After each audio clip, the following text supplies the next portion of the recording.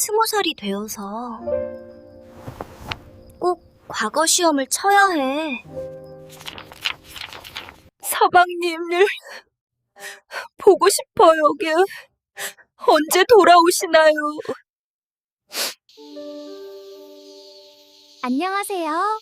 구독과 좋아요 부탁드립니다. 한양에는 이름만 들어도 사람들이 고개를 끄덕이는 집안이 있었습니다. 아, 그 최참판댁 말이오? 이렇게 말이 오가면 굳이 더 묻지 않아도 될 만큼 최참판댁은 이미 한양 사람들의 기억 속에 깊이 자리한 집안이었습니다. 최참판댁은 하룻밤새 벼슬을 얻은 집안도 아니었고 권세를 등에 업고 갑자기 불을 쌓은 집안도 아니었습니다. 조상 대대로 나라의 녹을 먹으며 살아왔고 벼슬이 높든 낮든 자기 자리에서 물러설 줄 모르던 사람들이 모여 천천히 그러나 단단하게 쌓아 올린 명문가였습니다. 그래서 한양에서는 이런 말도 돌았습니다. 최참판댁은 벼슬이 끊겨도 양반이고 재산이 줄어도 명문은 명문이다. 그 집안에는 특별한 풍경 하나가 있었습니다. 요즘엔 보기 드문 일이었지만 최참판댁에는 무려 3대가 한 지붕 아래 모여 살고 있었습니다. 백발이 성성한 최참판, 그의 아들 부부, 그리고 아직 어린 손자까지. 아침이면 아들, 며느리의 분주한 아침 준비 소리가 들리고 사랑채에서는 최참판이 책장을 넘기는 소리가 들렸으며 마당에서는 아이가 뛰어노는 소리가 끊이질 않았습니다. 그 모습이 어찌나 단정하고 평온해 보였는지 집 앞을 지나는 사람들은 담장 너머를 한 번쯤은 슬쩍 들여다보고 가곤 했습니다. 그 집안의 중심에는 어린 손자 하나가 있었습니다. 아이의 이름은 최강진. 아직 전내가 채 가시지 않은 나이였지만 강진은 또래 아이들과는 어딘가 달랐습니다. 말수가 많지도 않았고 괜히 소리치며 뛰어다니지도 않았습니다. 대신 어른들 곁에 가만히 앉아 그들이 나누는 이야기를 듣는 아이였습니다. 어느 날 최참판이 사랑채에서 손자를 불러앉히고 책 한 권을 펼쳐 보였습니다. 강진아, 이 글이 무슨 뜻인지 아느냐? 강진은 책을 한참 들여다보지도 않았습니다. 몇 자를 힐끗 보더니 작은 입을 열어 또렷하게 말했습니다. 임금님께서서 백성을 먼저 생각하셔야 나라가 편안해진다는 뜻입니다. 그 말을 들은 최참판은 순간 말을 잊지 못했습니다. 아직 글을 배운 지 오래되지 않은 아이가 뜻을 외운 것도 아니고 줄줄 읽은 것도 아닌데 글의 속을 짚어낸 것이었습니다. 그날 이후로 집안에서는 이런 말이 오가기 시작했습니다. 저 아이는 글을 외우는 아이가 아니라 글을 이해하는 아이야. 하인들조차 강진을 보면 고개를 끄덕였습니다. 저 손자 도련님은 눈이 다르십니다. 사람을 보는 눈도 글을 보는 눈도 말입니다. 강진은 글뿐만 아니라 사람의 말에도 유난히 밝았습니다. 어른들이 웃으며 하는 말과 속에 가시를 숨긴 말을 묘하게 구분해냈고 사랑채에서 나오는 목소리가 조금만 달라져도 오늘은 할아버지 마음이 무겁구나 하고 혼자 중얼거리곤 했습니다. 아직 어린아이가 세상의 결을 느끼는 듯한 모습이었습니다. 최참판은 그런 손자를 볼 때마다 속으로 생각했습니다. 이 아이가 자라면 이 집안의 기둥이 되겠구나. 그래서 더 아꼈고, 그래서 더 가까이 두었습니다. 그 누구도 이 평온이 이렇게 쉽게 무너질 거라고는 상상조차 하지 못했습니다. 그때까지만 해도 말입니다. 그런데 바로 그 평온한 집 안에 조용히 발을 들여놓는 사람이 하나 있었습니다. 최참판의 배다른 동생, 강진에게는 숙부라 불릴 사람이었습니다. 그가 이 집에 드나들기 시작하면서 최참판 댁의 운명은 아무도 모르게 그러나 분명히 다른 방향으로 흘러가기 시작했습니다. 최참판의 동생이 최참판 댁에 발을 들이기 시작한 것은 어느 봄날이었습니다. 매화가 막 지고 바람에 흙내가 섞여 들던 날이었지요. 그는 언제나 손에 무언가를 들고 왔습니다. 한 번은 약초였고, 한 번은 말린 뿌리였으며, 또 한 번은 이름조차 알 수 없는 탕약 봉지였습니다. 형님, 요즘 기력이 예전 같지 않으신 듯하여 산에서 좋은 것들을 좀 캐왔습니다. 말투는 공손했고 허리는 늘 먼저 숙였습니다. 겉으로 보기엔 형을 걱정하는 동생 그 자체였습니다. 최참판은 처음에는 사양했습니다. 이복에 이 나이에 무슨 보약이란 말인가. 그러나 동생은 웃으며 고개를 저었습니다. 형님은 이 집안의 기둥이십니다. 기둥이 흔들리면 집이 무너지지 않겠습니까? 그 말에 최참판은 더 이상 거절하지 못했습니다. 그날 저녁, 안채에는 낯선 냄새가 퍼졌습니다. 달지도 그렇다고 완전히 쓰지도 않은 묘하게 코끝에 남는 냄새였습니다. 약탕기에서 보글보글 끓는 소리와 함께 탕약은 천천히 완성되었습니다. 며느리는 공손히 그릇에 약을 담아 최참판 앞에 놓았습니다. 최참판은 잠시 약을 내려다보다가 아무 말 없이 들이켰습니다. 한 모금, 두 모금. 그렇게 탕약은 그날부터 최참판 댁의 저녁 풍경이 되었습니다. 이상한 것은 그날 밤부터였습니다. 최참판은 잠자리에 들자마자 기침을 몇 번 하더니 몸을 뒤척이기 시작했습니다. 아버님, 괜찮으십니까? 아들은 걱정스레 물었지만 최참판은 손을 내저었습니다. 괜한 걱정 말거라. 약 기운이 도는 모양이야. 며칠 뒤 아들과 며느리도 같이 탕약을 먹기 시작했습니다. 형님도 드시게 하는데 내가 우리 사랑하는 조카들을 안 먹일 수야 있느냐. 숙부는 탕약을 아들과 며느리 것까지 들고 왔던 것입니다. 이 집안은 참으로 화목하구나.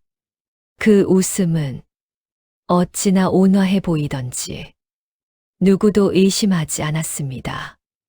하지만 그 탕약을 유독 가까이 가지 않는 아이가 하나 있었습니다. 강진이었습니다. 어느 날 강진은 약탕기 옆에 서서 한참을 들여다보았습니다. 코를 찡긋거리며 탕약 냄새를 맡던 강진은 고개를 살짝 갸웃했습니다. 그리고는 작은 목소리로 말했습니다. 이 약, 몸에 좋은 냄새가 아니에요.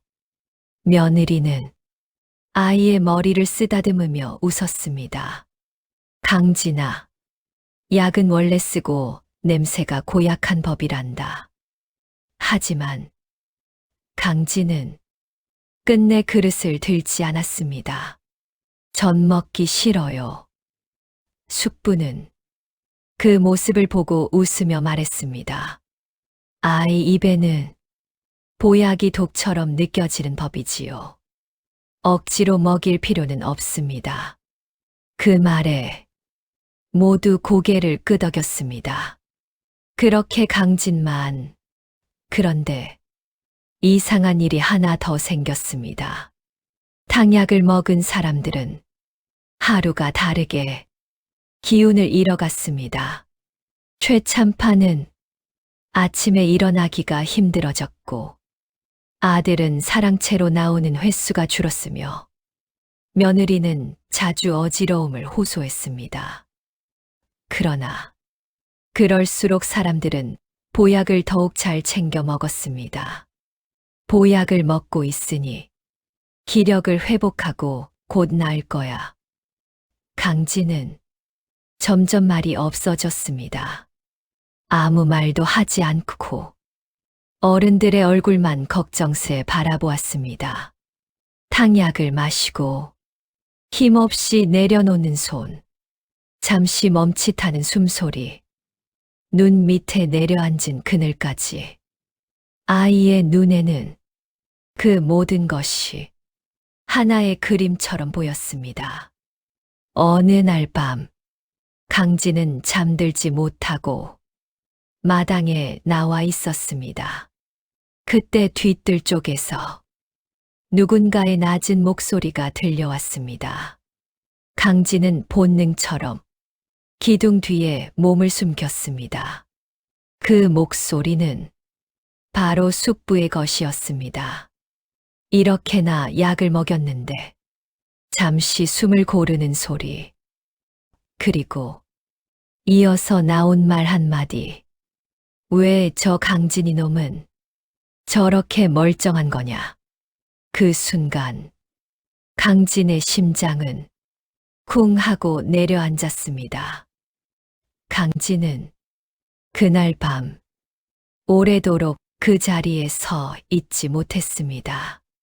뒤뜰에서 들려온 숙부의 낮은 목소리가 귀에서 떨어지질 않았기 때문입니다. 왜 저 강진이 놈은 저렇게 멀쩡한 거냐. 그 말은 바람에 흩어지지 않고 아이의 가슴 속으로 그대로 떨어졌습니다. 강진은 방으로 돌아와도 잠을 이룰 수가 없었습니다. 눈을 감으면 약탕기에서 끓어오르던 탕약이 보였고, 그 위로 할아버지의 창백한 얼굴이 겹쳐졌습니다. 강진은 이불을 끌어당겨 턱 밑까지 덮었습니다. 그리고 작은 몸을 웅크린 채 숨소리조차 죽였습니다. 다음 날 아침, 강진은 결심을 했습니다. 말해야 한다고. 지금 말하지 않으면 다시는 기회가 없을지도 모른다고. 강진은 안채로 향했습니다. 방 안에는 탕약 냄새가 희미하게 남아 있었고, 최참파는 이부자리에서 몸을 일으키지 못한 채 천장을 보고 있었습니다.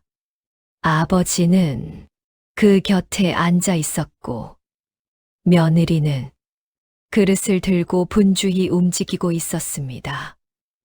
강진은 한 발짝 다가가다가 잠시 멈췄습니다. 어른들의 얼굴이 유난히 낯설어 보였기 때문입니다. 그래도 아이의 입은 천천히 열렸습니다. 아버지는 고개를 돌려 강진을 바라보았습니다. 왜 그러느냐, 강진아. 그 평소와 다를 것 없는 목소리에 강진은 조금 용기를 얻었습니다. 숙부님이 주신 탕약, 드시면 안 됩니다. 방 안의 공기가 그 순간 뚝 하고 멈췄습니다. 아버지는 잠시 아무 말도 하지 않았습니다. 그저 아이를 바라보다가 낮은 목소리로 물었습니다. 무슨 소리를 하는 게냐? 강진은 손을 꼭 쥐고 말을 이었습니다.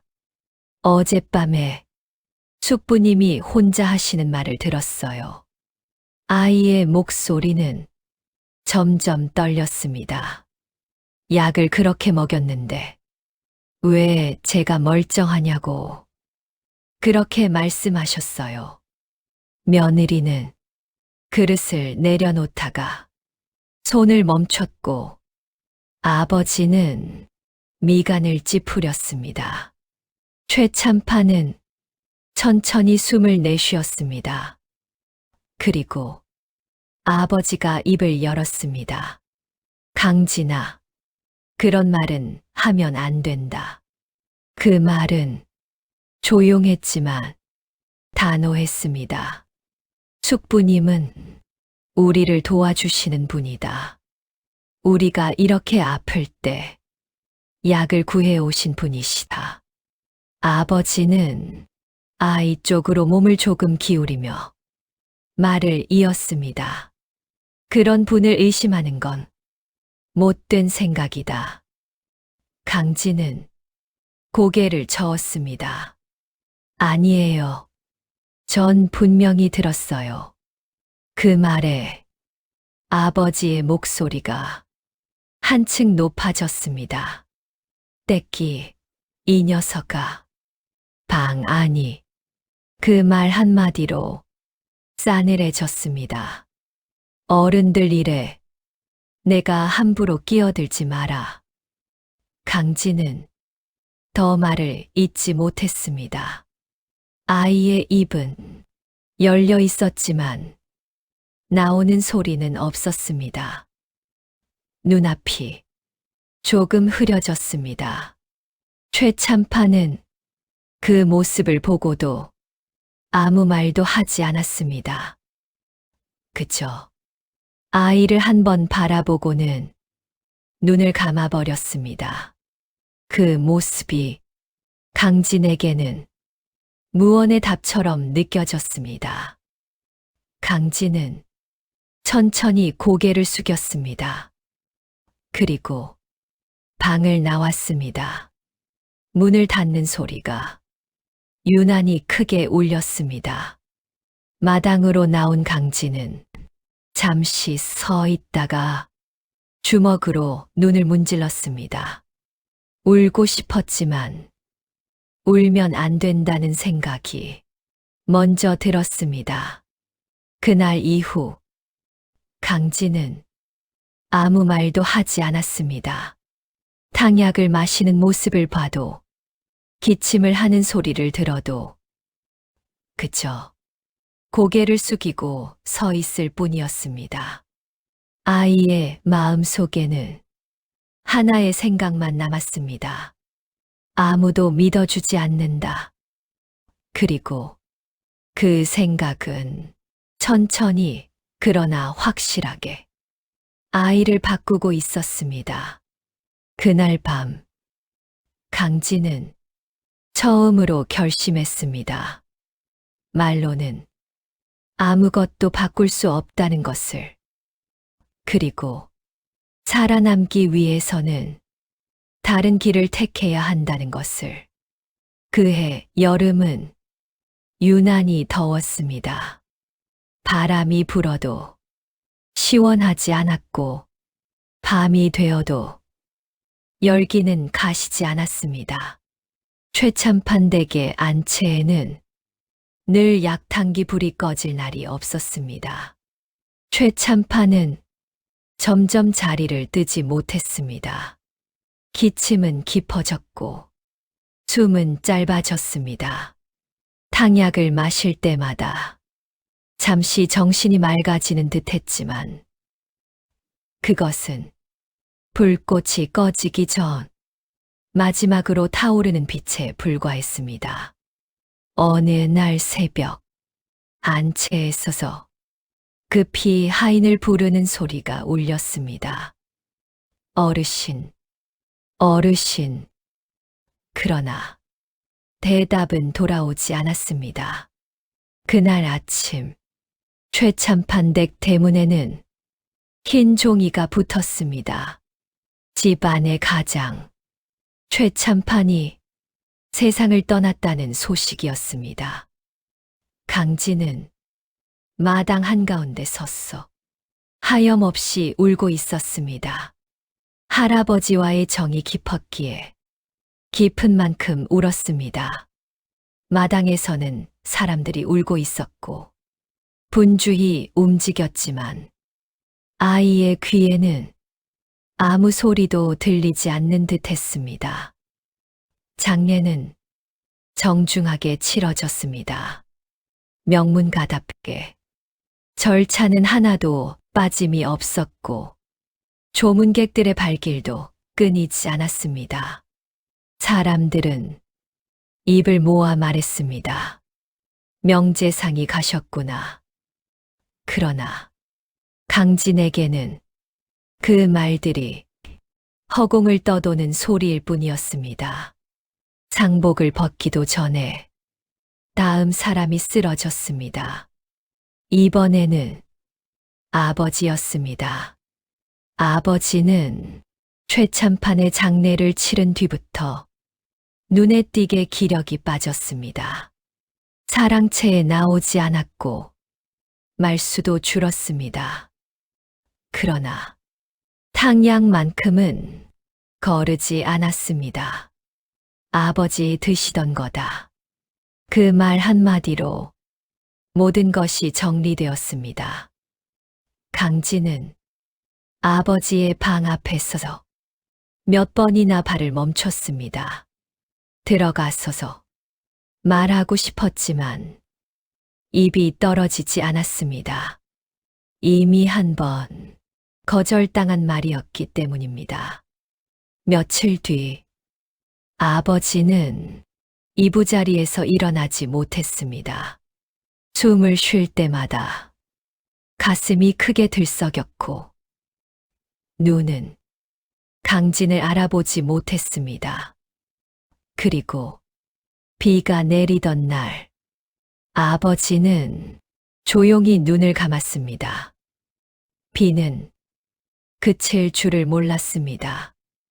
마치 하늘까지도 이 집안을 놓아버린 듯 했습니다. 장례는 더 짧아졌고 울음소리도 조금 줄었습니다. 사람들은 속으로 이런 말을 했습니다. 연달아 상을 당했으니 집안의 운이 다했구나. 그러나 끝이 아니었습니다. 며느리는 장례가 끝난 뒤에도 계속 탕약을 마셨습니다. 눈은 점점 퀭해졌고 손은 자주 떨렸습니다. 그래도 그녀는 웃으려 했습니다. 강진아, 내가 있어야 하니 어미는 괜찮다. 그 말은 거짓이었습니다. 며느리는 자신의 몸이 이미 어디까지 와 있는지 알고 있었습니다. 어느 날 밤, 며느리는 강진을 불렀습니다. 강진아, 아이는 방으로 들어갔습니다. 방 안에는 양 냄새와 사람의 숨 냄새가 뒤섞여 있었습니다. 며느리는 강진의 손을 잡았습니다. 그 손은 놀랍도록 차가웠습니다. 할아버지도 아버지도 너를 많이 아꼈단다. 그 말이 유언처럼 들렸습니다. 다음 날 아침, 며느리는 다시 눈을 뜨지 못했습니다. 그날 최참판 댁에는 세 번째 흰 종이가 붙었습니다. 이번에는 붙이는 사람조차 말이 없었습니다. 강진은 그 앞에 서서 한참을 움직이지 못했습니다. 사람들은 아이를 안쓰럽게 바라보며 말했습니다. 저 어린 것이 이제 혼자구나. 그날 밤, 강진은 빈 사랑채에 혼자 앉아 있었습니다. 불은 꺼져 있었고 바람 소리만 마루를 스쳤습니다. 그 순간 강진은 확실히 깨달았습니다. 탕약이 사람을 살린 것이 아니라 사람을 데려갔다는 것을, 그리고 자신이 살아남았다는 사실이 결코 우연이 아니라는 것을. 그렇게 최참판 댁에는 아이 하나만 남았습니다. 그리고 그 아이를 기다리고 있는 사람은 오직 한 명뿐이었습니다. 최참판의 동생, 그 숙부였습니다. 장례가 모두 끝난 뒤 최참판 댁은 이상할 만큼 조용해졌습니다. 울음도 멎었고 사람들의 발걸음도 끊겼습니다. 넓은 집에 남아있는 것은 아이 하나와 몇몇의 오래된 하인들, 그리고 텅 빈 방들 뿐이었습니다. 강진은 이제 의지할 곳 한 명도 없는 커다란 큰 집에서 혼자 눈을 떴습니다. 사랑채에서도 안채에서도 사람의 기척은 없었습니다. 그제야 아이의 가슴에 늦은 두려움이 밀려왔습니다. 그날 정오쯤 대문이 열리는 소리가 들렸습니다. 강진은 마루 끝에 앉은 채 그 소리를 들었습니다. 천천히, 아주 천천히 마당으로 들어온 사람은 숙부였습니다. 검은 옷을 입고 있었지만 그 얼굴에는 눈물의 흔적이 거의 없었습니다. 숙부는 마당을 한번 둘러보고 빈 사랑채를 바라본 뒤 작게 한숨을 내쉬었습니다. 이렇게 되었구나. 그 말이 슬픔인지 계산인지 강진은 알 수 없었습니다. 숙부는 강진 앞에 다가와 쪼그려 앉았습니다. 강진아. 아이의 이름을 부르는 목소리는 유난히 부드러웠습니다. 이제 내가 얼마나 외로운지 숙부는 다 안다. 강진은 아무 말도 하지 않았습니다. 눈만 들어 숙부를 바라볼 뿐이었습니다. 그 눈빛을 본 숙부는 잠시 멈칫했지만 이내 다시 웃음을 지었습니다. 이 집을 유지하기에 너가 너무 어리구나. 숙부는 주위를 둘러보며 말했습니다. 그리고 내가 혼자 지내기에 위험한 곳이기도 하지. 그날 오후 집안 어른들이 모였습니다. 재산을 정리하고 문서를 꺼내고 도장을 찍는 소리가 마루에 울렸습니다. 강진은 마당에 홀로 섰어. 그 모습을 지켜보고 있었습니다. 어른들의 말은 어려웠지만 아이도 느낄 수 있었습니다. 이것은 도와주는 자리가 아니라 나누는 자리라는 것을. 아이 몫은 숙부가 맡아 관리하는 게 좋겠습니다. 아직 어리니 후견인이 필요하지요. 그 말들이 당연하다는 듯 오갔습니다. 누군가가 강진에게 물었습니다. 이의는 없느냐? 강진은 고개를 천천히 저었습니다. 아니요, 라고 말해도 아무도 듣지 않을 걸 이미 알고 있었기 때문입니다. 숙부는 강진의 집, 이제는 숙부의 집이라고 할 수 있는 곳에서 사람들 앞에 서서 이렇게 말했습니다. 불쌍한 조카다. 내가 거두어 키우지 않으면 안 된다. 사람들은 고개를 끄덕였습니다. 역시 형제란 다르군. 그러나 강진이 들은 말은 그 다음이었습니다. 숙부가 작게, 아주 작게, 혼잣말처럼 중얼거린 말. 약을 먹긴 먹었는데 죽지는 않고. 강진은 그 말에 눈을 내리깔았습니다. 그리고 그 순간 아이의 마음 속에서 무언가가 단단히 굳어졌습니다. 그날 밤 슬픔에 잠이 든 강진은 이불 속에서 조용히 눈을 떴습니다. 그리고 아주 작은 목소리로 혼자 말했습니다. 이제부터는 살아남아야 한다. 그날부터 강진은 조금씩 변하기 시작했습니다. 아무도 눈치채지 못했지만 아이 스스로는 분명히 알고 있었습니다. 이 집에 서서 정직한 아이로는 살아남을 수 없다는 것을.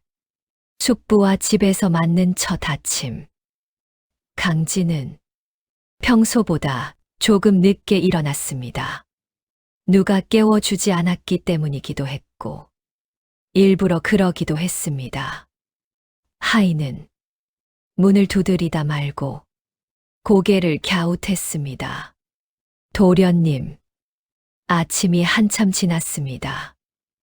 강진은 대답하지 않았습니다. 이불 속에서 한참을 뒤척이다가 어눌한 목소리로 말했습니다. 응. 그 짧은 소리에 하인은 잠시 멈췄습니다. 강진은 그 틈을 놓치지 않았습니다. 눈을 반쯤 뜬 채 엉뚱한 방향을 바라보며 아무 의미 없는 말을 중얼거렸습니다. 밥은 어제 먹었어. 하인은 잠시 강진을 바라보다가 고개를 끄덕였습니다. 상처가 컸나 보군. 그 말은 강진에게 무엇보다도 중요한 신호였습니다. 지금이다. 강진은 그날부터 조금씩, 아주 조금씩 자신을 흐트러뜨리기 시작했습니다. 밥을 먹을 때도 숟가락을 떨어뜨렸고, 사람이 말을 걸면 엉뚱한 대답을 했습니다. 글자를 보여주면 예전처럼 바로 뜻을 말하지 않고 한참을 들여다보다가 고개를 저었습니다. 하인들은 수군거리기 시작했습니다. 예전에는 그렇게 영특하셨다는데 어린 나이에 큰일을 겪어서 그런가 보지. 그 소문은 곧 숙부의 귀에도 들어갔습니다. 숙부는 강진을 불러 사랑채에 앉혔습니다. 강진아, 이 글이 무엇인지 알겠느냐? 강진은 한참 동안 숙부의 얼굴만 바라보다가 헤헤 웃었습니다. 글이 뭐야? 그 순간 숙부의 입꼬리가 아주 미세하게 올라갔습니다. 숙부는 다시 물었습니다. 이게 무슨 글자인지 알겠느냐? 강진은 책을 거꾸로 들고 고개를 갸웃했습니다. 그림인데. 숙부는 더 묻지 않았습니다. 그 대신 조용히 웃었습니다. 그리고 그 웃음 속에는 안도와 계산이 섞여 있었습니다.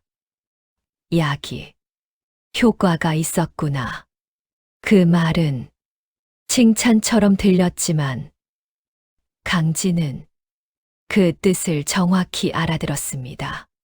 그날 이후 숙부는 강진에게 점점 관심을 거두었습니다. 아이의 말에 귀 기울이지 않았고 행동을 살피지도 않았습니다. 강진은 그 틈을 놓치지 않았습니다. 낮에는 바보로 살았고 밤에는 사람이 되었습니다. 사람들이 모두 잠든 밤, 강진은 이불을 머리끝까지 덮어쓰고 숨을 죽였습니다. 그리고 아주 작은 목소리로 혼자 글을 읽었습니다. 눈으로만, 입술은 움직이지도 않고 머릿속에서는 예전 할아버지가 가르쳐 주던 글들이 하나씩 되살아났습니다.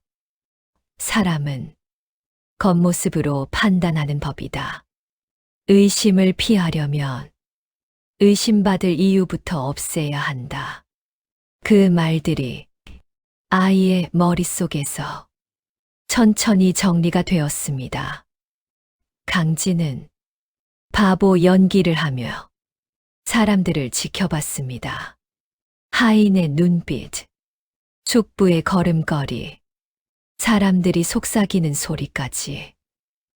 그리고 확신했습니다. 지금의 나는 살아있기만 해도 의심받지 않는다. 어느 날, 숙부는 사람들 앞에서 이렇게 말했습니다. 불쌍한 녀석이다. 살아는 남았지만 정신이 온전치 못하구나. 사람들은 고개를 끄덕였습니다. 강진은 그 말을 들으며 속으로 중얼거렸습니다.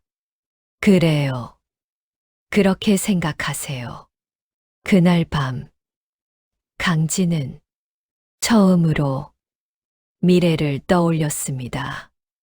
아직 멀고, 아직 흐릿하지만 분명히 존재하는 길. 20살이 되면 과거 시험을 치러 가겠노라.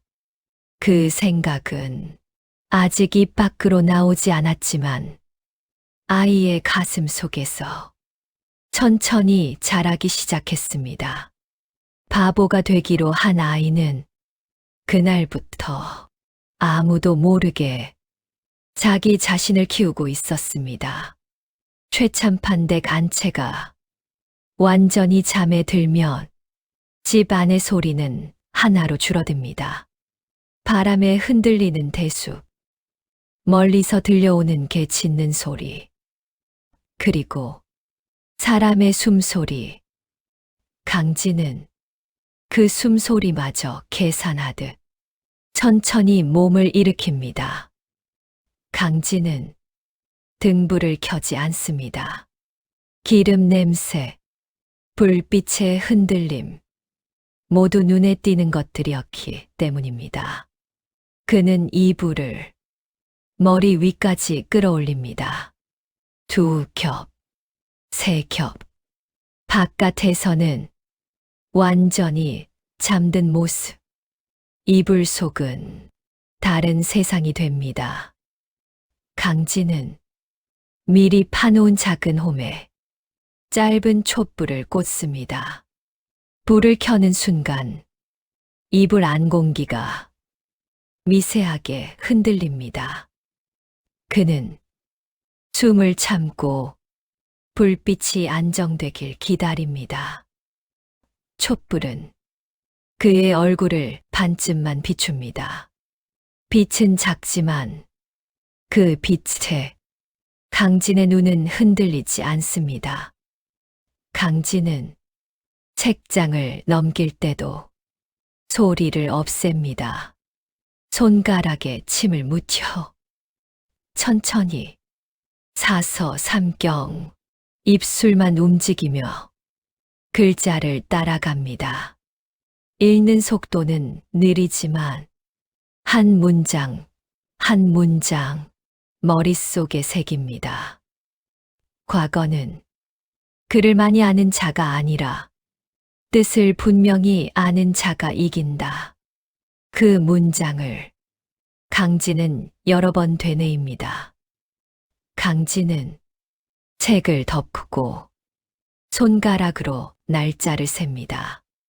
올해가 지나면 12살, 8년 뒤면 20살.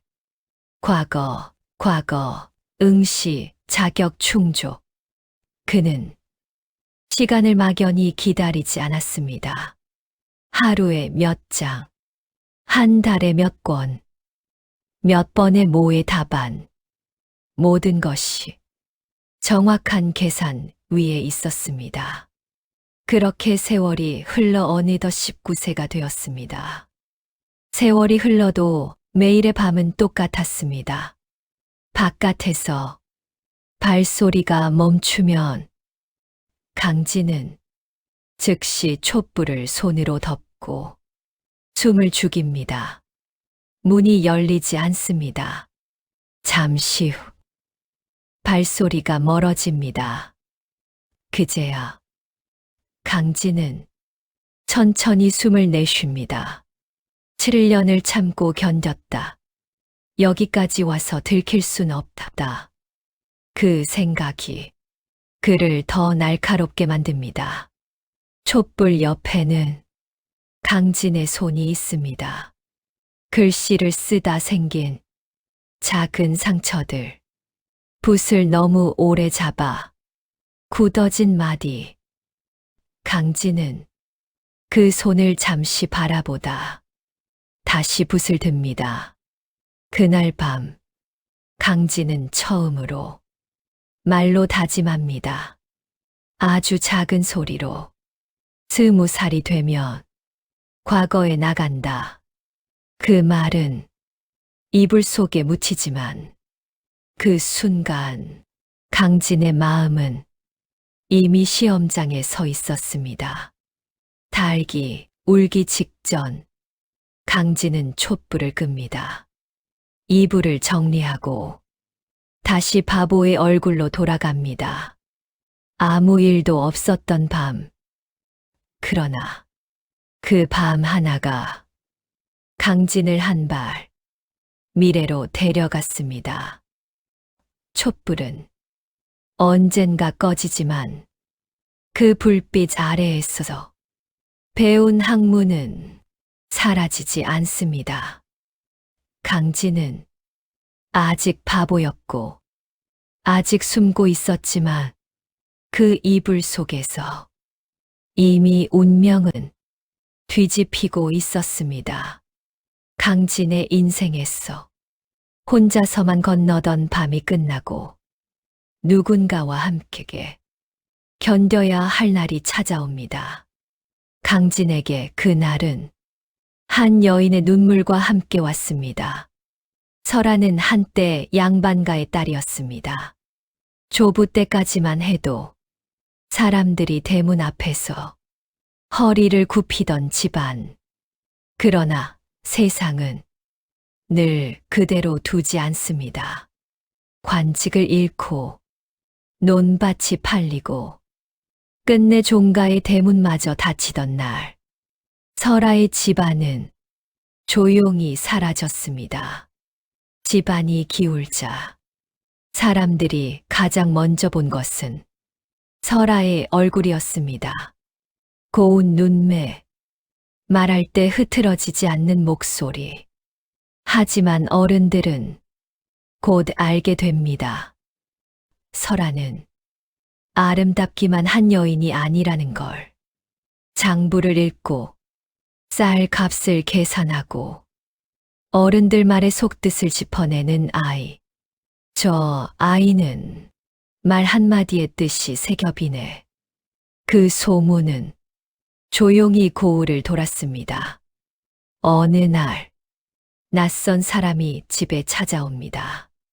최참판 댁의 중매인 설아의 어머니는 그 자리에서 아무 말도 하지 못합니다. 명문가, 대대로 벼슬한 집안. 그러나 따라붙는 말 한마디. 신랑은 조금 모자랍니다. 그 말이 설아의 가슴에 조용히 박힙니다.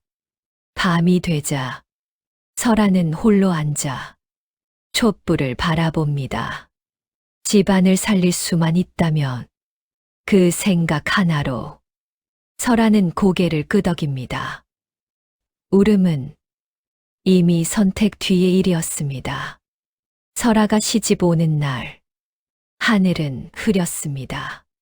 가마 안에 서서 설아는 손을 꼭 쥡니다. 눈물이 옷자락에 스며들어도 소리를 내지 않습니다. 바보에게 시집 간다더라. 불쌍한 일이지. 그 말들이 가마 바깥에서 흘러들어옵니다. 설아는 입술을 깨물며 눈을 감습니다. 가마가 멈추고 대문이 열립니다. 높은 담, 넓은 마당. 설아는 그 순간 깨닫습니다. 이제 나의 인생은 여기서 시작이구나. 사람의 인생에는 울 수밖에 없는 밤이 있습니다. 그 밤은 누구의 잘못도 아니지만 누군가는 반드시 상처를 입습니다. 신방에는 아직 등불이 켜져 있었습니다. 설아는 가만히 앉아 손을 무릎 위에 얹고 있었습니다. 새색시의 방. 그러나 그 얼굴에는 기대도 설렘도 없었습니다. 문이 열리며 강진이 들어옵니다. 비틀거리는 걸음, 어딘가 어눌한 눈빛. 그는 설아를 한 번 보고 또 한 번 보고 해실거리며 웃습니다. 헤헤, 여자가 있네. 그 말 한마디에 설아의 가슴이 툭 내려앉습니다. 강진은 방 안을 두리번거리며 엉뚱한 것들에만 관심을 보입니다. 장식된 병풍을 만지고 등불에 손을 가까이 대다 놀라고 자리에 앉았다 다시 일어납니다.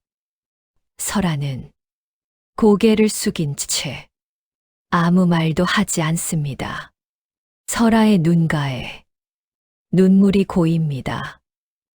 나는 정말 바보에게 시집 온 거구나. 그녀는 도망칠 수도 화를 낼 수도 없습니다. 울음만 삼킵니다. 강진은 갑자기 설아에게 다가옵니다. 설아는 몸을 굳힙니다. 그러나 강진은 설아의 옷자락을 잡아당기다 혼자 넘어집니다. 아야, 그 모습이 설아의 마음을 더 무너뜨립니다. 강진은 바닥에 앉아 웃고만 있습니다. 설아는 조용히 벽을 향해 돌아앉습니다.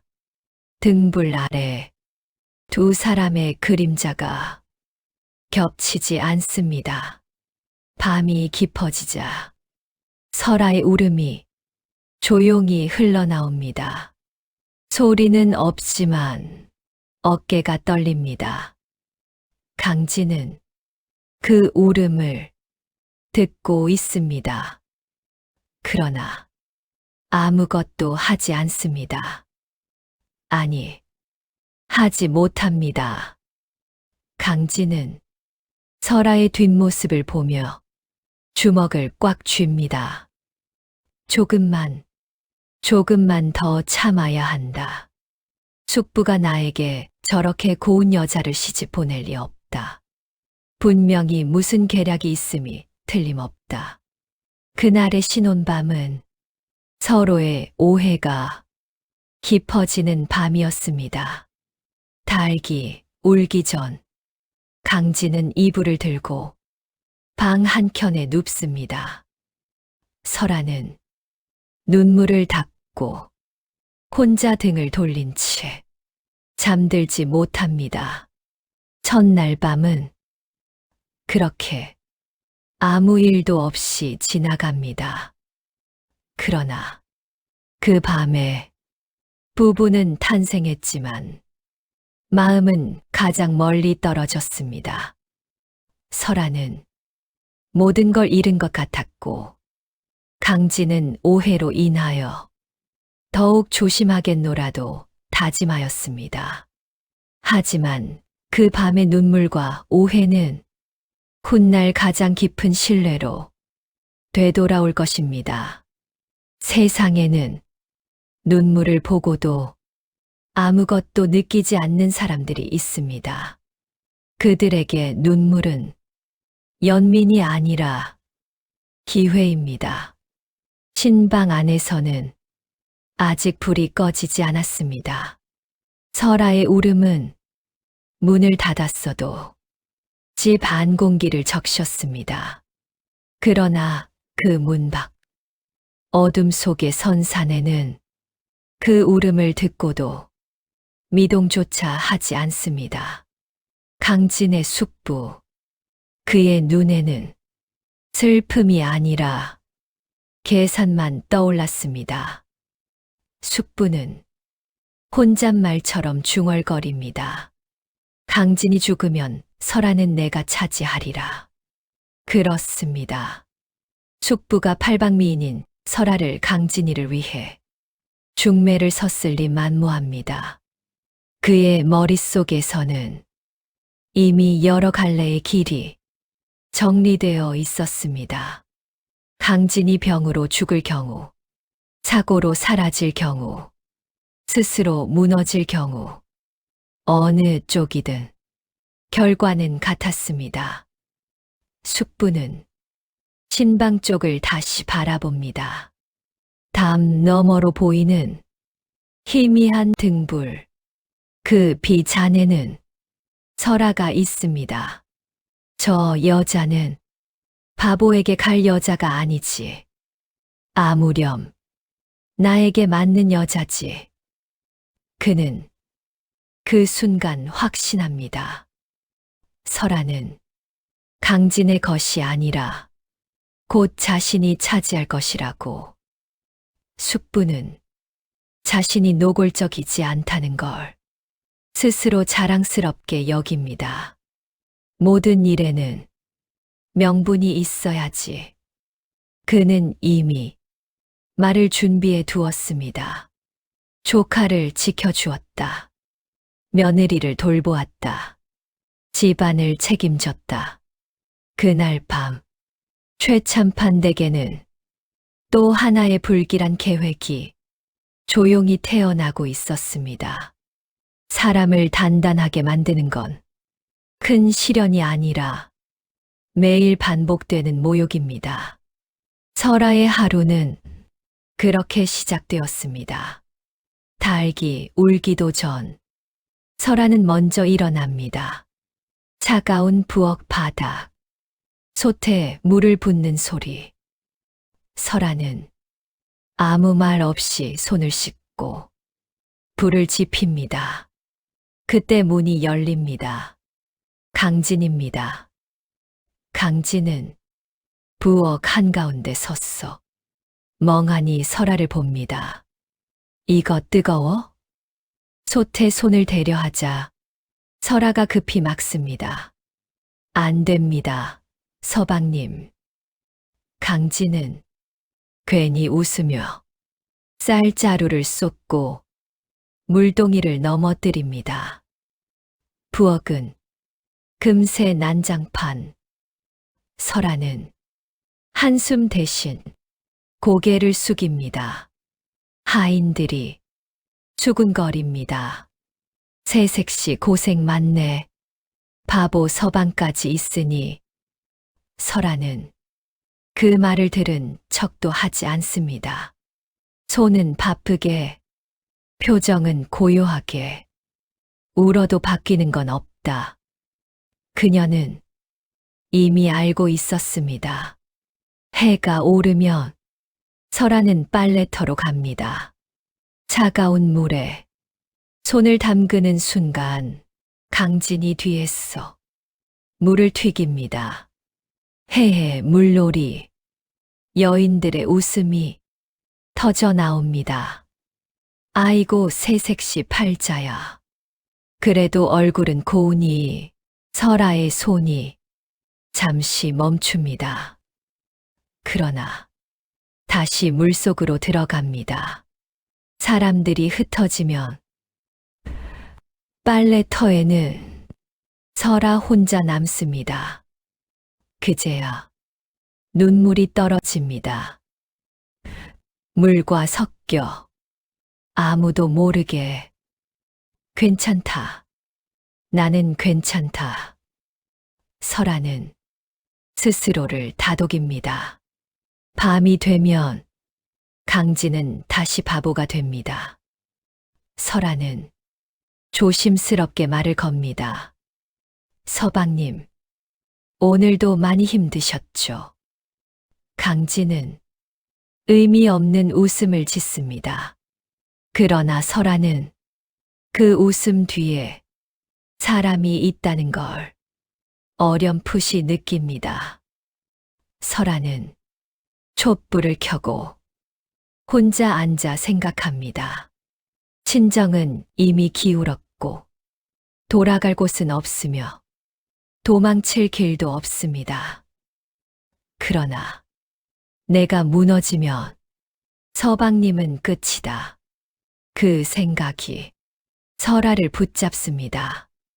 그날부터 설아는 밤마다 강진이를 가르치기로 합니다.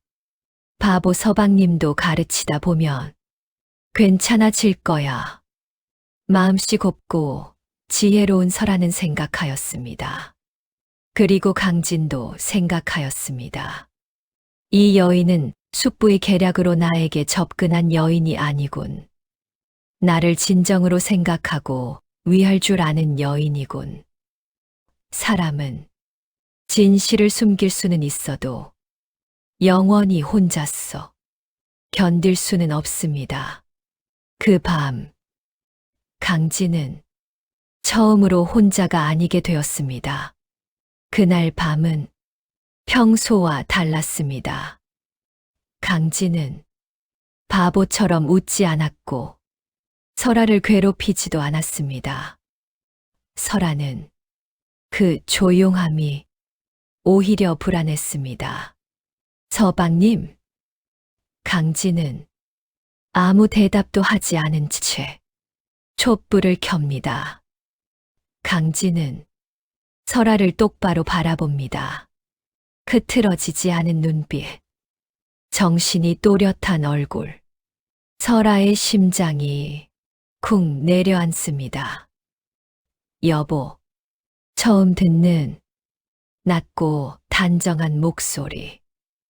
강진은 천천히 말을 잇습니다. 그동안 많이 힘드셨을 것이오.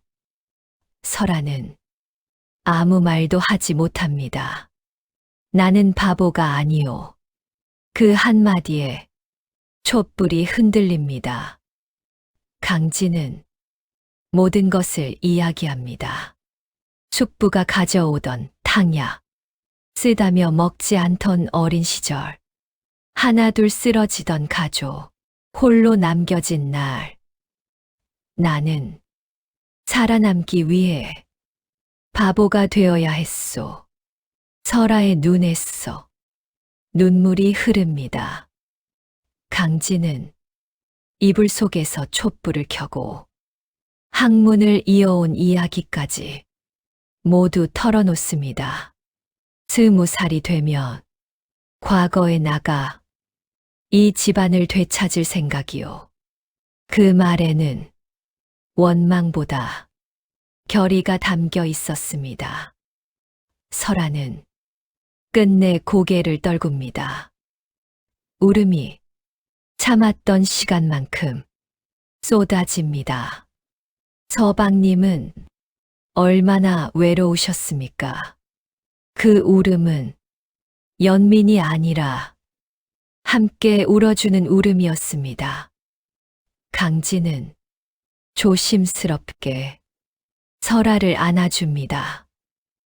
여보, 나를 믿어주겠소? 설아는 고개를 끄덕입니다. 눈물 위로 결심이 내려앉습니다. 설아는 강진의 말을 끊지 않습니다. 다만 단정하게 말합니다. 서방님, 이제 혼자가 아닙니다.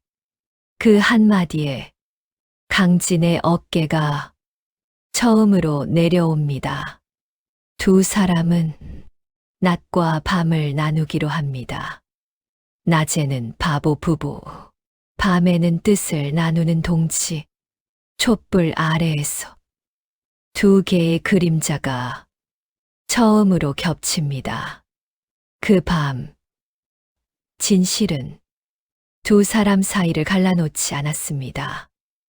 오히려 묶어주었습니다. 거짓으로 버틴 세월은 끝나고 이제부터는 함께 준비하는 복수의 시간이 시작되고 있었습니다. 그날 밤은 이상하리만큼 고요했습니다. 마당의 닭도 울지 않았고 바람조차 처마 끝을 건드리지 않았습니다. 설아는 방 안에 앉아 강진을 바라보고 있었습니다. 낮 동안 보았던 그 남자, 혀를 내밀고 허공에 손을 휘두르며 아이처럼 웃던 바보 사내는 이미 그 자리에 없었습니다. 대신 촛불 옆에 앉아 등을 곧게 세운 한 사내가 있었습니다. 그 사내는 더 이상 이불을 덮지 않았습니다. 강진은 조심스럽게 책장을 넘기고 있었습니다. 설아가 입을 열었다. 서방님 따라하세요. 부모는 섬김에 있어 효가 있어야 하고 임금을 섬김에 있어 충이 있어야 한다. 강진은 바보 흉내를 내며 따라하였습니다. 마당에서는 음흉한 눈빛의 숙부가 불 켜진 방 안을 바라보고 있었습니다. 바보에게 저렇게 어려운 글을 가르쳐 봤자지. 쯧쯧. 숙부는 한심스럽다는 듯 방 안을 쳐다봤습니다. 설아와 강진은 마당의 동태를 살폈습니다. 숙부가 방으로 들어가고 마당엔 아무도 없다는 깊은 어둠이 깔리고서야 강진과 설아는 부부의 대화를 이어갔습니다. 서방님, 언제부터 낮에 당신은 거짓이고 밤에 당신이 진짜였던 건가요? 강진은 고개를 저었습니다. 아닙니다. 잠시 숨을 고른 뒤 말했습니다. 둘 다 저입니다. 살아남기 위해 필요한 저와 이 집안을 일으키고 숙부를 처단하고 싶은 저. 그는 천천히 말했습니다. 20살이 되면 과거를 보러 갈 것입니다. 꼭 장원급제를 하여 돌아오겠습니다. 설아는 그 말을 듣고 강진에게서 등을 돌렸습니다. 촛불이 흔들렸습니다. 그럼 전 설아의 목소리가 떨렸습니다. 서방님이 떠나 계신 동안 어떻게 하면 되나요? 강진은 안타까움과 미안함이 어린 목소리로 이야기하였습니다. 당신과 혼인하게 될 줄 몰랐습니다. 하지만 믿어주시오. 꼭 돌아오리다. 설아는 고개를 끄덕였다. 서방님을 믿을게요. 서방님을 믿고 낮엔 바보의 아내로 밤에는 서방님의 뜻을 돕는 반려자로서 살겠습니다. 그 순간 강진의 눈빛이 떨렸습니다. 그는 설아를 조용히 껴안았습니다. 고맙소. 그리고 미안하오. 설아도 마주 않았습니다. 그날 밤 이 집에서 가장 약한 불빛이 가장 강한 맹세를 비추고 있었습니다. 그리고 다음 날, 강진은 다시 마당에서 돌을 차며 웃었습니다. 헤헤, 배고파. 하인들은 비웃었고, 숙부는 안심한 듯 고개를 끄덕였습니다. 그럼 그렇지. 아무리 밤에 공부를 한들 바보가 정상이 될 리 없지. 끌끌. 하지만 아무도 몰랐습니다. 모든 사람들이 깊이 잠든 밤, 부부의 싸움은 시작되고 있었다는 것을. 어느 날 아침부터 부엌은 분주했습니다.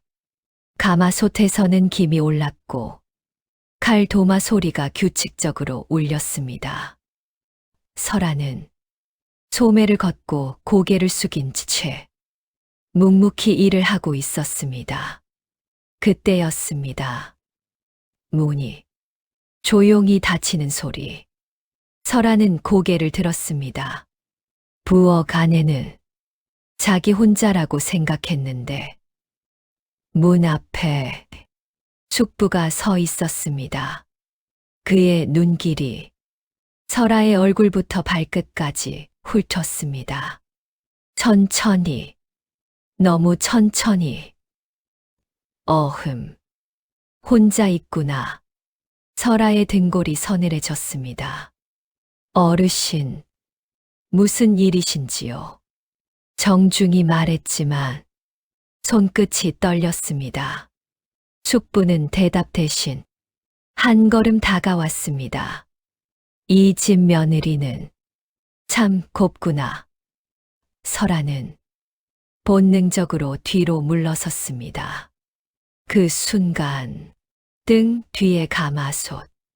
더는 물러설 곳이 없었습니다. 숙부님, 비켜주세요. 목소리가 갈라졌습니다. 숙부의 입꼬리가 느리게 올라갔습니다. 바보 놈 아내로 이런 얼굴 썩히기엔 아깝지 않느냐. 설아는 몸이 얼어붙은 듯 움직일 수 없었습니다. 그가 팔을 뻗었습니다. 설아의 어깨에 거친 손이 닿는 순간 설아는 숨을 삼켰습니다. 머릿속이 하얘졌습니다. 비명도 소리도 나오지 않았습니다. 오직 지독한 냄새와 숨 막히는 압박감. 놔주세요. 겨우 짜낸 목소리였습니다. 숙부는 그 말을 듣고도 손을 거두지 않았습니다. 아무도 안 본다. 그 말이 설아를 더 깊은 공포로 밀어 넣었습니다.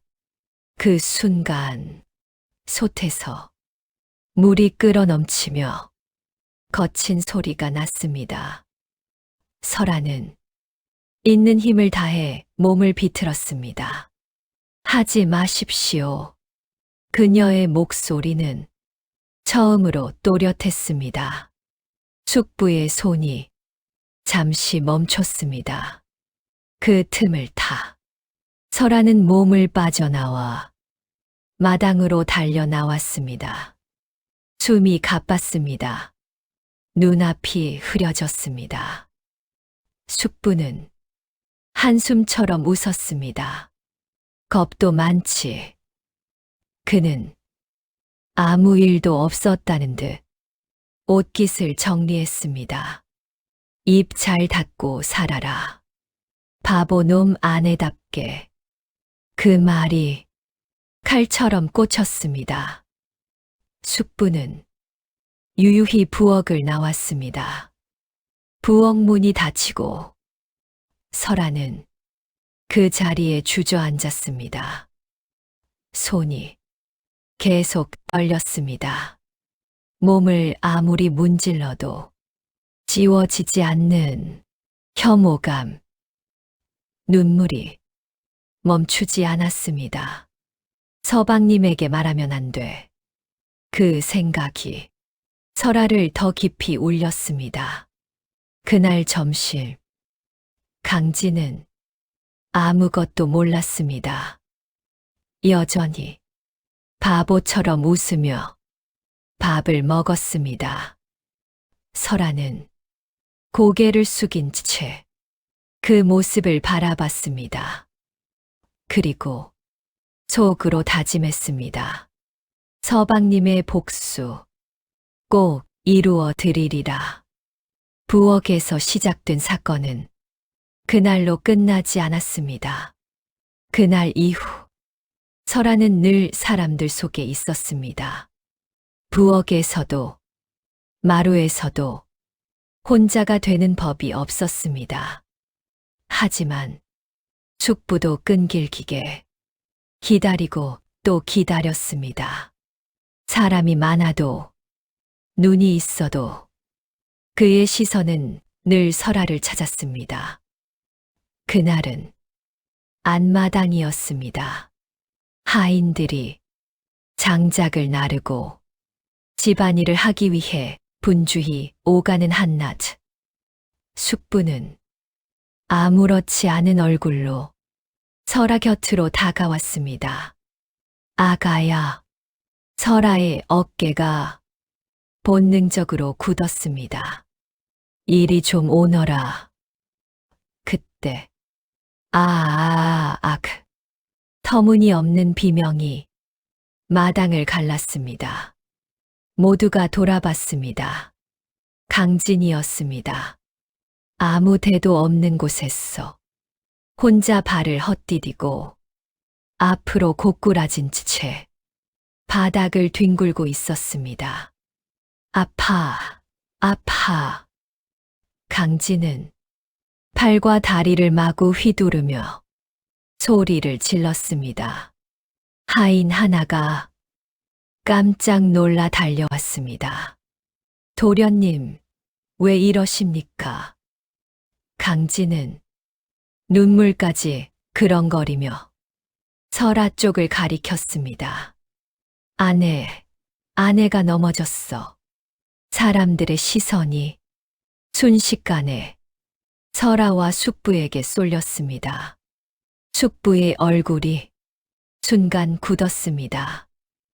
설아는 그제서야 알았습니다. 강진이 일부러 끼어든 것을. 강진은 기어이 설아 앞으로 기어와 치마 자락을 붙잡았습니다. 무서워. 아내랑 같이 있을래.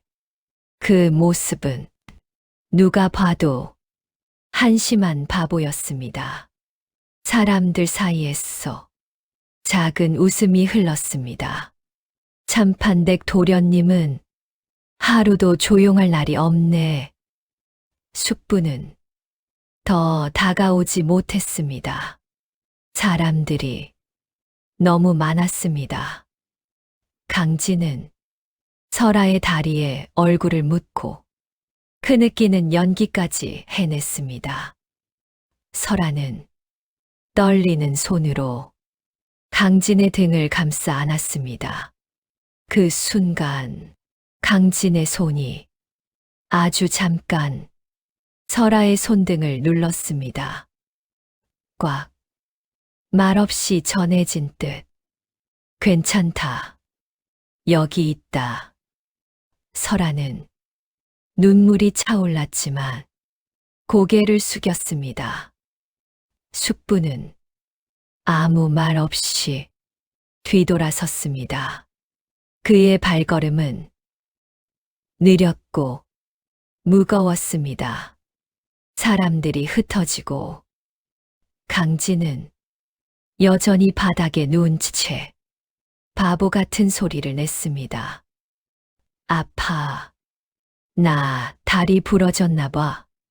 하인들이 수군거리며 떠난 뒤 강진은 아주 작은 목소리로 말했습니다. 괜찮아? 설아는 고개를 끄덕였습니다. 그 한마디에 강진의 턱이 굳게 다물어졌습니다. 그날 밤, 강진은 이불을 머리끝까지 뒤집었었습니다. 촛불은 켜지지 않았습니다.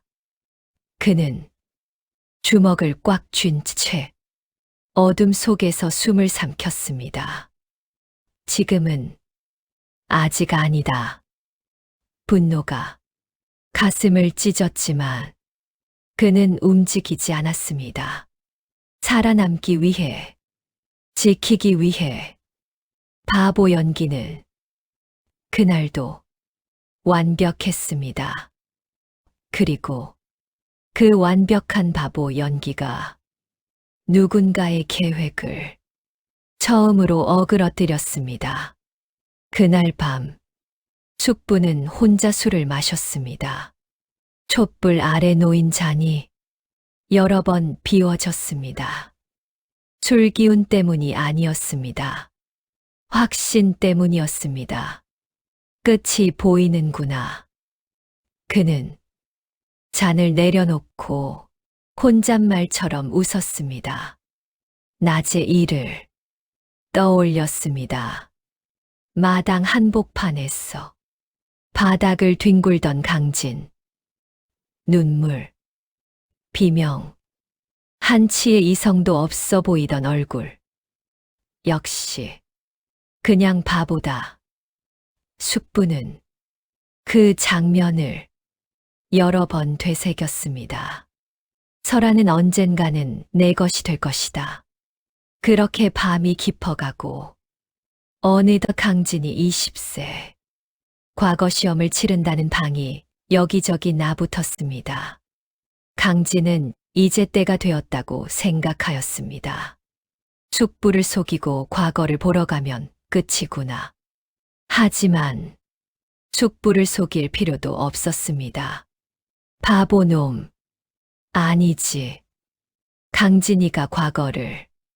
갑자기 그건 무슨 소리냐? 황당하면서도 이해하기 힘들다는 듯 숙부가 말했습니다. 숙부님, 서방님은 대대로 명문가입니다.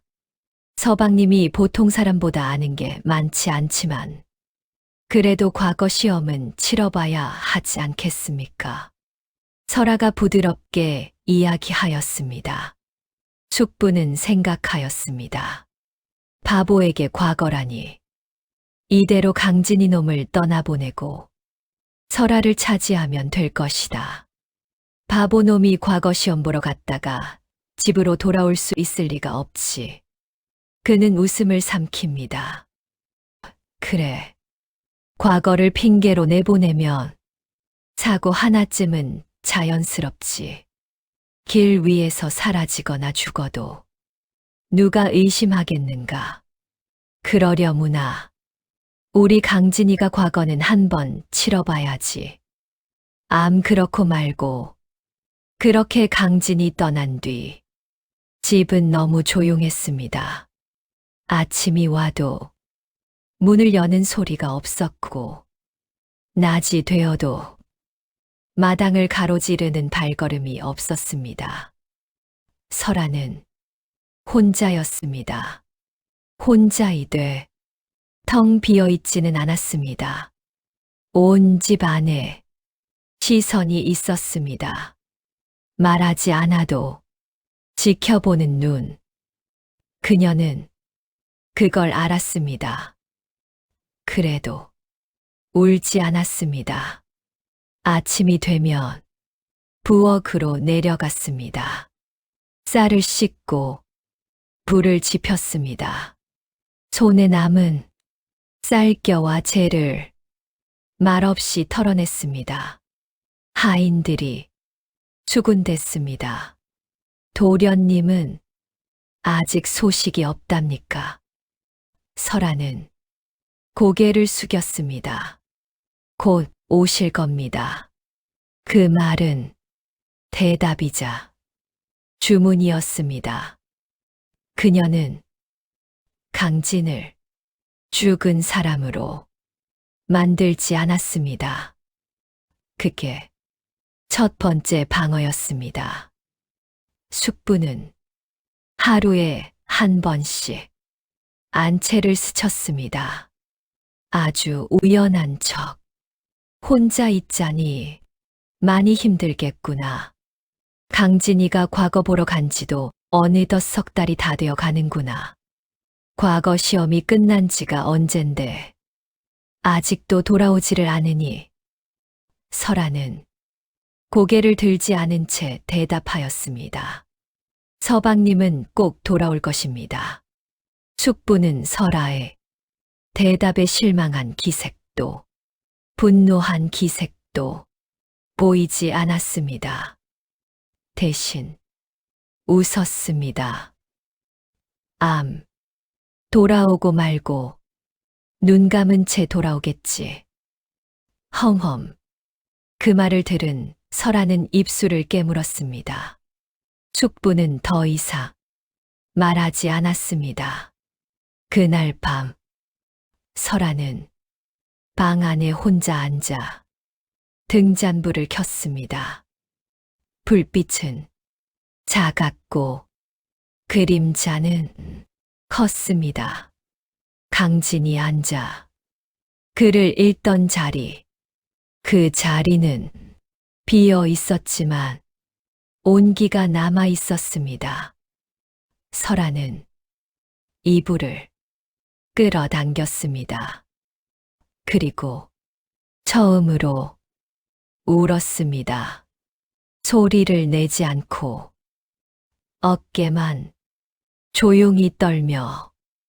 서방님, 그녀는 낮게 말했습니다. 약속했잖아요. 대답은 없었습니다. 하지만 그녀는 계속 말했습니다. 돌아오신다 했잖아요. 눈물이 이불에 스며들었습니다. 그녀는 손으로 입을 막았습니다. 누군가 들을까봐. 하지만 그보다 더 무서운 건 자기 마음이 부서지는 소리였습니다. 설아는 스스로에게 말했습니다. 기다리는 것도 싸움이다. 움직이지 않는 것도 용기다. 그날 이후 설아는 밤마다 울었습니다. 그리고 아침마다 아무 일도 없었던 사람처럼 일어났습니다. 견디는 법을 선택한 여인이었습니다. 그녀는 도망치지 않았습니다. 울면서도 자리를 지켰습니다. 그리고 그 집 안에서 아직 아무도 알지 못했습니다. 설아의 인내가 가장 날카로운 칼이 될 거라는 걸. 그날 아침, 한양은 평소보다 시끄러웠습니다. 장터 어귀에서부터 사람들이 몰려들었습니다. 나왔대요.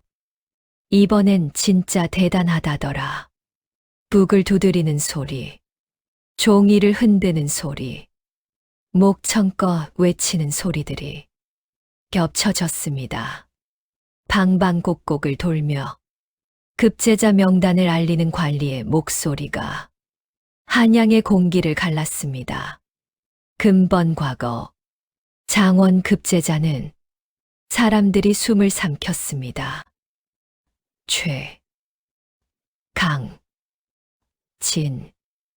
순간 웅성임이 폭발하듯 터졌습니다. 최참판댁 그 바보 도련님 말이야? 아니, 그 집은 이미 망했다더니? 그럴 리가 없어. 사람들은 서로 얼굴을 보며 믿지 못하겠다는 말했습니다. 그러나 명단은 분명했습니다. 붉은 인장이 찍힌 종이 위에 또렷이 적힌 이름, 최강진, 그 시각, 최참판댁. 숙부는 아침부터 술을 들고 있었습니다. 평소처럼 여유로운 얼굴로 잔을 기울이려던 순간 대문 박히기 소란스러워졌습니다. 장원 급제자 소식입니다. 숙부의 손이 멈췄습니다. 설마 그는 웃으며 말했습니다. 또 누가 됐다는 게냐. 하인이 숨을 헐떡이며 마당으로 뛰어들어왔습니다. 대감님, 그게 숙부는 재촉하듯 말했습니다. 어서 말해라. 하인은 고개를 숙인 채 종이를 내밀었습니다. 이번 장원 급제자는 최강진 도련님이십니다. 순간 숙부의 얼굴에서 핏기가 빠졌습니다. 잔이 바닥에 떨어졌습니다. 맑은 소리가 유난히 크게 울렸습니다. 입술이 떨렸습니다. 다시 말해라. 최강진 도련님이 장원 급제를. 말이 끝나기도 전에 숙부는 종이를 낚아챘습니다. 눈이 미친 듯이 움직였습니다. 글자를 쫓고 또 쫓았습니다. 없어야 할 이름이 거기 있었습니다. 있을 수 없는 위치에, 맨 위에. 아니야. 그는 중얼거렸습니다. 그럴 리 없어. 손이 덜덜 떨렸습니다. 그 바보가 그럴 리가. 그의 머릿속에서 지난날의 장면들이 뒤엉켰습니다. 마당에서 울던 당진, 바닥을 뒹굴던 모습, 멍하니 웃던 얼굴, 연기였단 말이냐. 그때 안채에 서서 설아가 조용히 걸어 나왔습니다. 그녀는 아무 말도 하지 않았습니다. 다만 숙부를 똑바로 보았습니다. 그 얼굴을, 창백해진 얼굴, 흔들리는 눈동자, 부서진 확신. 설아는 그제야 고개를 숙였습니다. 하지만 입가에는 아주 작은 미소가 스쳤습니다. 아무도 보지 못했지만 그 미소는 오랜 밤을 견딘 여인의 승리였습니다. 한양은 출렁였고 숙부는 무너지고 있었습니다. 이제 이 집 안에 주인이 돌아오고 있었습니다. 강진이 돌아온 날, 최참판 댁에는 사람이 모여들었습니다. 문 밖에는 소문을 들은 이웃들이 서성였고, 마당에는 고을의 원로들과 관리가 자리했습니다. 그리고 그 중심에 강진이 서 있었습니다. 예전에 멍하니 웃던 얼굴은 어디에도 없었습니다. 허리는 곧았고 눈빛은 흔들리지 않았습니다. 숙부는 안채 기둥 옆에 서 있었습니다. 아직도 현실을 믿지 못한 얼굴. 강진은 천천히 입을 열었습니다. 이 자리에 제가 서게 된 이유는 장원 급제 때문이 아닙니다. 사람들이 조용해졌습니다. 저는 죄를 고하려 합니다. 그 말에 숙부의 어깨가 미세하게 움찔했습니다. 강진은 숙부를 보지 않았습니다. 대신 앞을 보았습니다. 제 할아버지 최참판께서 갑작스레 병을 얻으셨을 때 그의 목소리는 낮았지만 또렷했습니다. 숙부께서는 몸에 좋다 하며 탕약을 가져오셨습니다. 웅성임, 그 약은 쓴맛이 강했고 어린 저만이 끝내 먹지 않았습니다. 강진은 잠시 숨을 골랐습니다. 그 후 할아버지께서 돌아가셨고 아버지와 어머니 또한 같은 증상으로 차례로 쓰러졌습니다. 누군가 침을 삼켰습니다. 그 사이 집안의 재산과 문서는 모두 숙부의 손으로 넘어갔습니다. 강진은 그제야 숙부를 보았습니다. 눈이 마주쳤습니다. 숙부님, 그의 목소리가 처음으로 차가워졌습니다. 그 탕약에 무엇을 넣으셨습니까? 숙부의 입이 열렸습니다. 그러나 말이 차마 나오지 않았습니다. 강진은 다시 말을 이었습니다. 저는 마당 뒤에서 숙부님의 말을 들었습니다. 그날의 기억, 약을 그렇게 먹었는데 왜 저놈은 쌩쌩하냐. 사람들 사이에서 숨죽인 탄식이 새어 나왔습니다. 그날 이후 저는 바보가 되었습니다. 강진의 말에 설아의 눈이 가볍게 떨렸습니다. 살아남기 위해서였습니다. 강진은 고개를 숙였습니다. 20살이 될 때까지 숨을 죽이고 이불 속에서 촛불 하나로 글을 읽었습니다. 그리고 고개를 들었습니다. 그렇게 얻은 기회가 오늘입니다. 침묵. 숙부의 얼굴은 이미 무너져 있었습니다. 탕약으로 사람을 죽이고 핏줄의 재산을 빼앗고 제 아내까지 넘보셨습니다. 강진은 한치도 물러서지 않았습니다. 이 모든 것을 부인하시겠습니까? 숙부의 무릎이 풀렸습니다. 그는 그 자리에 주저앉았습니다.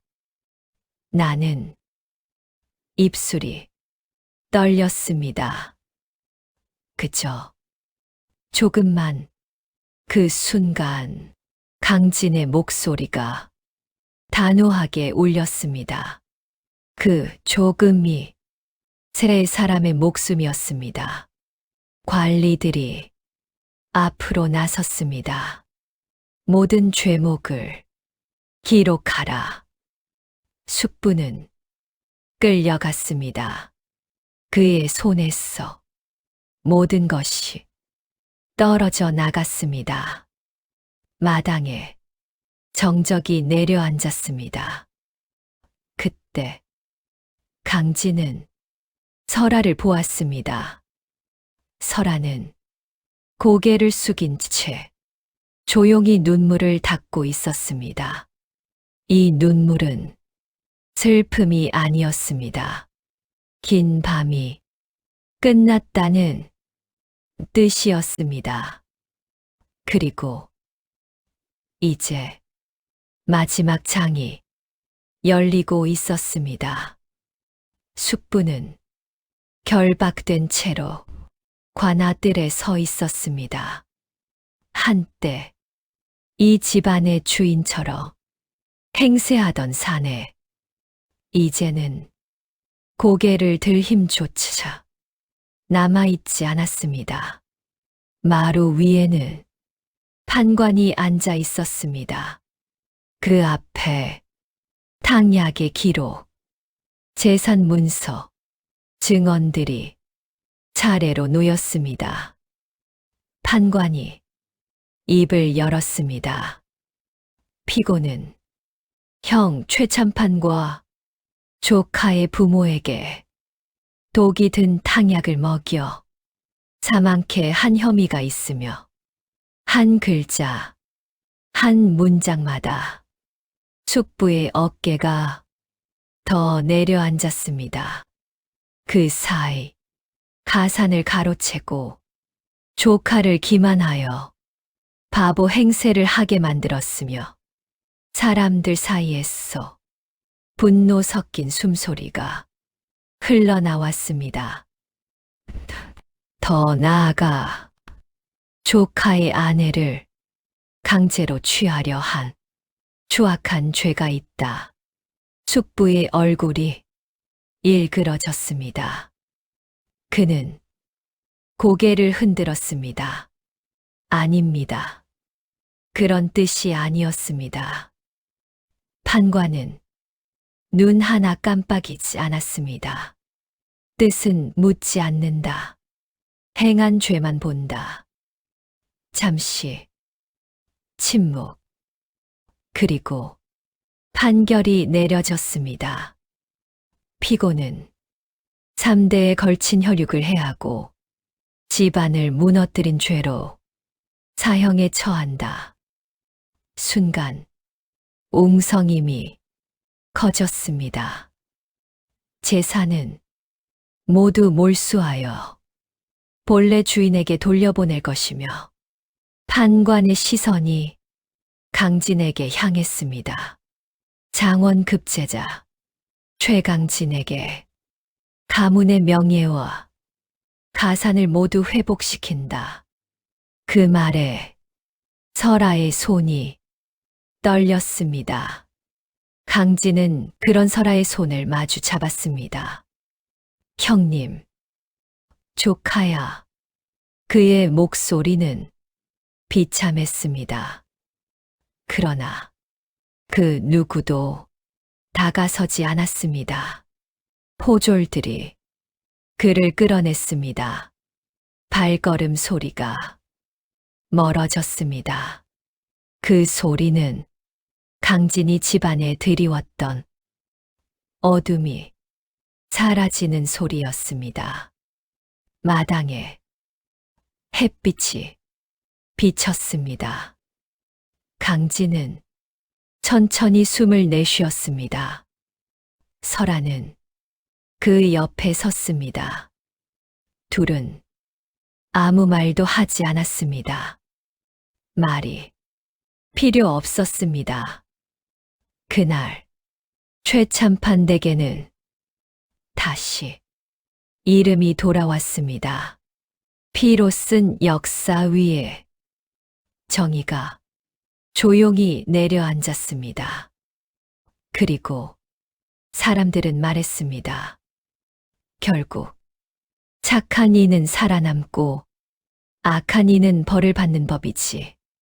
그 말은 이야기의 끝이자 가장 오래 남을 여운이었습니다. 아침 햇살이 안채 마루를 천천히 덮었습니다. 예전 같았으면 누군가의 눈치를 보며 조심스레 움직였을 시간.